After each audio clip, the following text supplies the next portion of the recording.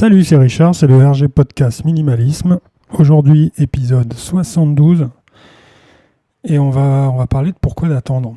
Pourquoi d'attendre Je fais juste une petite parenthèse parce que je suis encore en train de bouger et du coup, là, je me suis isolé dans une petite pièce, mais il y a pas mal d'écho et pas mal de bruit autour. Donc désolé pour les dérangements. Ouais, donc je disais pourquoi attendre. On est souvent en train de parler, alors là je vais parler de désencombrement. Et ce qui me revient surtout en tête, c'est le côté grand nettoyage et grand mouvement de printemps. C'est bien, je sais pas, le printemps ça doit être le 20-21 mars, donc on a encore un petit peu de temps. Et si on attendait justement, et si on gagnait du temps en faisant ça bien avant. Alors c'est pas la période, parce qu'on est plus en train de préparer les fêtes qu'autre chose, mais c'est peut-être justement au moment où on en a moins l'intérêt et l'envie qu'on devrait démarrer des petites choses comme ça.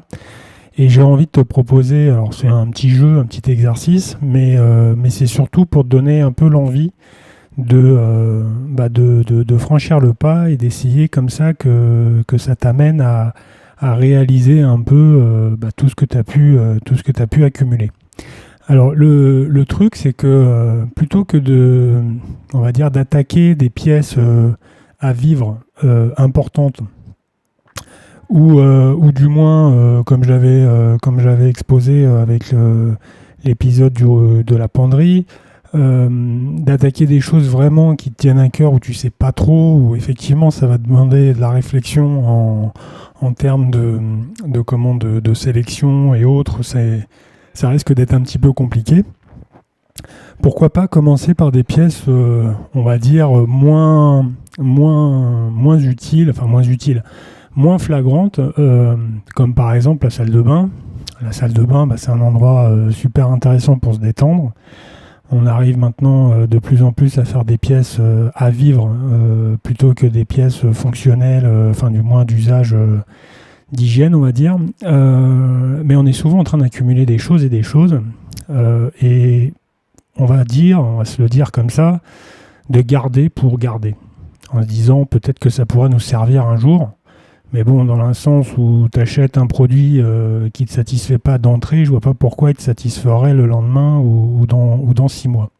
Donc la première des choses, c'est d'essayer de faire un tri, on va dire, dit de déchets, dit de poubelles, qui vraiment, mais vraiment a aucune utilité. Je pense que dans ton appartement, dans ta maison, ou pour ceux qui ont plus de surface, dans des granges et autres, on a accumulé un stock de choses où on est sûr et certain qu'on les utilisera jamais.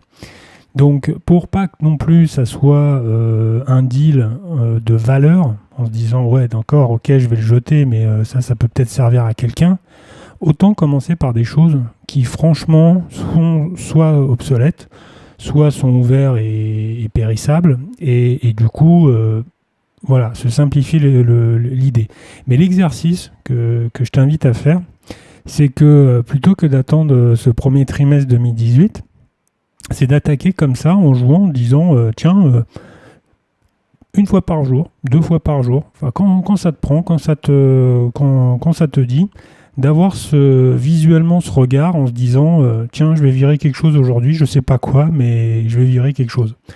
Et tu vas t'apercevoir qu'au fur et à mesure que tu en enlèves, ça va devenir un jeu qui va devenir de plus en plus sérieux, une habitude qui va être ancrée, parce que moi j'explique aussi que les habitudes, effectivement, c'est quand même des choses qui mettent un certain temps à se mettre en place, et que là ça te donne facilement plus de 90 jours, donc je pense que déjà tu pourrais être bien armé et bien programmé, du moins bien entraîné, pour pouvoir effectivement faire ton nettoyage de printemps et ton rangement comme ça estival pour l'occasion, quoi.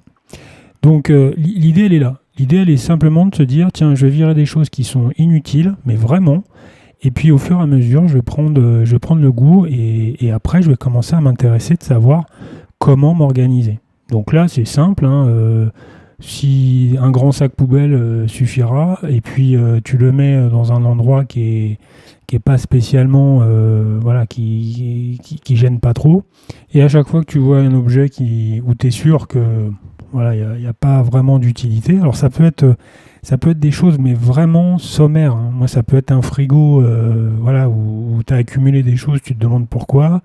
Je sais pas moi, comme un congélateur qui peut aussi avoir des trucs où tu dis non mais c'est pas possible, ou des tiroirs avec des conserves où tu t'imagines vraiment pas les faire, ou ça va comme ça te donner le truc de éventuellement commencer à lister en disant bah tiens, bah, j'ai fait un petit peu n'importe quoi les 2 ou 3 premières semaines, mais c'est pas grave, j'ai pris ça comme un petit défi, et puis au fur et à mesure bah, je vais commencer à m'organiser. Le problème qu'il y a, c'est que si d'entrée tu attaques sérieusement les choses, ça va vite te gonfler, et ça va vite être un jeu, enfin ça va être un boulot quoi. Et puis bah, pour certains qui savent pas trop par où commencer, ça peut être un excellent terrain de jeu, parce que s'il y a beaucoup de choses accumulées, beaucoup de choses vraiment inutiles, ça va te permettre comme ça de pouvoir vraiment trouver tes pistes déjà, et puis te dire bah tiens, je vais commencer par une collection, je sais pas moi, de livres, ou je te dis encore une fois une collection de paquets de pâtes ouverts quoi. Enfin après, tout dépend de la nécessité, de ce que tu as envie comment tu as envie de développer. Encore une fois, hein, moi je prends ça, je te donne des petites pistes, mais c'est mon interprétation. À toi de prendre l'interprétation que tu veux y mettre, tu veux obtenir et tu veux tendre, mais il n'y a pas d'idée vraiment, voilà, il y a pas un chemin, tout le monde prend le même, et non, au contraire, vaut mieux avoir un petit peu son état d'esprit et son envie sur le moment, plutôt que d'avoir voilà, quelqu'un qui te dit fais ça, fais comme ci, etc. Je trouve que c'est vraiment pas trop l'idée quoi. Donc voilà, petit jeu à faire. On est tout juste à 15 jours de la fin de l'année. On arrive, donc je te dis, avec des préparations et autres. Ça peut être vraiment le moteur qui te permet, voilà, de simplement avec des petits sacs, je sais pas moi, de 50 ou 100 litres, de pouvoir remplir et d'accumuler des choses. Et puis quand tu vois que le sac il est plein, si vraiment il n'y en a aucune utilité, bah bon, ça sera peut-être mauvais pour faire du tri sélectif, mais au moins toi ton tri sera fait déjà dans dans ce premier environnement. Puis bah après à toi de voir comment tu veux le redistribuer, le redispatcher quoi. Voilà, simple idée, vite exposé, vite étalé.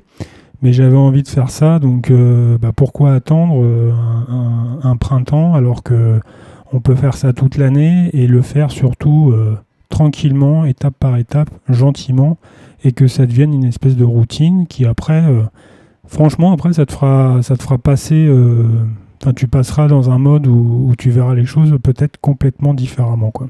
Donc, et ça te permettra de bien te préparer pour vraiment ce que tu veux entamer dans des périodes comme ça de printemps où on aime bien le changement et les modifications d'horizon, quoi. Voilà, c'est tout pour l'épisode. On se retrouve sur les réseaux, hein, comme d'habitude. Sur ma page que je t'invite à consulter, www.rgminimalist.cloud. Tu as le lien dans la description juste en dessous.